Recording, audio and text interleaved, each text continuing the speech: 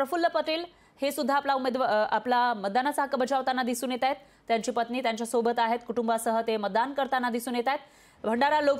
भंडारा गोंदिया लोकसभा मतदारसंघात त्यांचं मतदान येतं आणि त्या ठिकाणी ते आपल्या कुटुंबासह मतदान करताना दिसून येत आहेत। लोकसभेच्या पहिल्या टप्प्यातील मतदान प्रक्रिया सुरू झाली आहे। यामध्ये भंडारा गोंदिया मतदारसंघ इकडची थेट दृश्य आपण बघू शकतोय।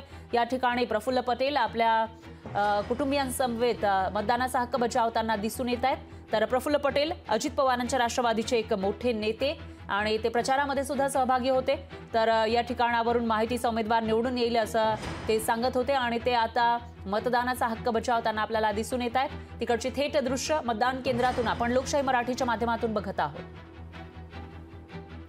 पूर्व विदर्भातील 5 लोकसभा मतदारसंघांमध्ये आज मतदान होतंय। त्यामध्ये रामटेक असेल, नागपूर असेल, भंडारा गोंदिया, गडचिरोली या ठिकाणावरून या लोकसभा मतदारसंघातून मतदानाला सुरुवात झाली आहे आणि तिकडचे जे दिग्गज नेते आहेत तेही मतदान करण्यासाठी सकाळीच मतदान केंद्रावर पोहोचताना आपल्याला दिसत आहेत। भंडारा गोंदियामधील एक मोठे नेते प्रफुल्ल पटेल हे सुद्धा आपल्या कुटुंबासह इथं पोहोचलेले आहेत। ते काही प्रतिक्रिया आता देतात का बघावं लागेल।